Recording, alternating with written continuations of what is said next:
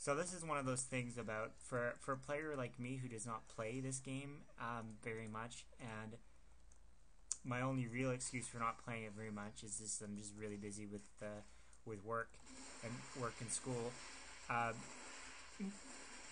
the problem with not playing this game very much is that at any given encounter, it's hard to tell what units are going to be able to take on what units. So you have an army that just maybe looks the same size in numbers, but you can't tell uh, because you haven't played enough what's tough compared to what. So there's no upgrades on these Marauders. I guess there's no upgrades on my units yet either. Um, One of the things I did well, or thought of at least in this game, is the Marauders, although very tough against ground units, as you can see, they're completely tearing me to shred. They have no air attack, so the tide of the battle quickly turned with the fact that I got a few mutas out and could counter him back here. And this is something that this is a mistake. The all races now have the ability to set rally points for your workers. So as soon as they come out, they can start resourcing. So you can see at the start there, he forgot to set that rally point. So he had a few SCVs. They're working now, but for that was lost resource time. Some of the nice things about this replay is it gives you a lot of options for what you see. You can see units lost. So right now I've lost 64 units to his 34.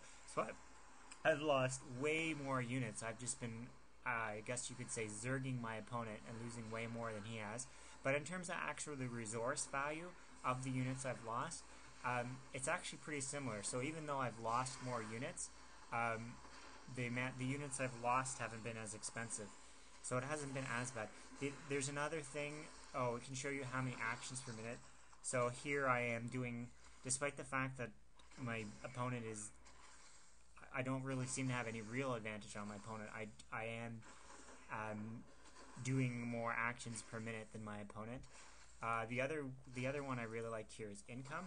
It shows you how many harvesters you have. So that's pathetic that I only have 22 that I have 2 bases, only 22 harvesters, and I haven't really even been attacked. My economy hasn't been attacked. So this is a huge. Okay, I just built a few more, but this is a huge weakness here of my gameplay. And the only thing I can really say in my defense is, again, I'm not a Zerg player, and I'm probably in this game I'm forgetting that every time I build a building, I have to then build a worker to replace that. And I'm used to playing Terrans and Protoss, where you don't have to replace your workers all the time. So I think that's why part of the reason my harvester count is so low is because I keep forgetting to replace the. So you can see here I put up all kinds of defensive buildings here, and so now that's whatever that is, 3 or 4 workers that I don't have here harvesting for me anymore that I should remember to replace. And that was true. Anyway, that's true of Starcraft 1. But I'm just being stupid, I guess is what I'm trying to say. So now I'm going to come in for an air attack. And one of the neat things about the map is this island map, which neither me or the Terran player take advantage of. The Terran player could have easily built another command center up here and flown it up there, and I could have used Nidus worms and used a Nidus worm over or transport in there. So I'm coming in to attack some of his harvesters because I want to, of course, weaken his economy. In the meantime, I'm engaging him. He's gone and built a few of these new units, Thors, and one of the problems that Thors are going to be for me is that they hit ground and air, in addition to being a super tough unit with 400 hit points. And he now has Vikings, which most of you may know, those can transform from ground to air mode. So he now has an effective counter for these mutas I'm producing. And I should have realized, and I didn't think of this. This was probably one of the biggest mistakes.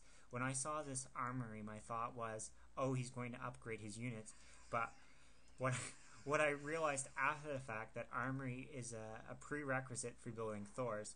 So when I saw his armory, I should have realized that my opponent could quite likely be going for a Thor assault. But it didn't occur to me until actually, it didn't even really occur to me that after the game that had I actually destroyed and attacked his armory, that would have made him unable to, at least for a time, unable to build Thors.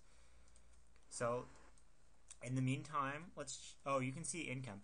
So he has more harvesters, he's getting more minerals, he's getting more gas. So this opponent that I completely underestimated is out macroing me. Because I had this Zelda watchtower, I spotted that he was setting up this third expansion base, and I sent a bunch of Zerglings, and for whatever reason he doesn't see the need to come in defend. So I think this is probably one of the most a pretty critical mistake my Terran opponent made at this point. He could have came down and defend, so he's losing all these harvesters unnecessarily, and now he's losing this command center. And instead, he's going to break down these walls and come in for a surprise attack on my doorstep.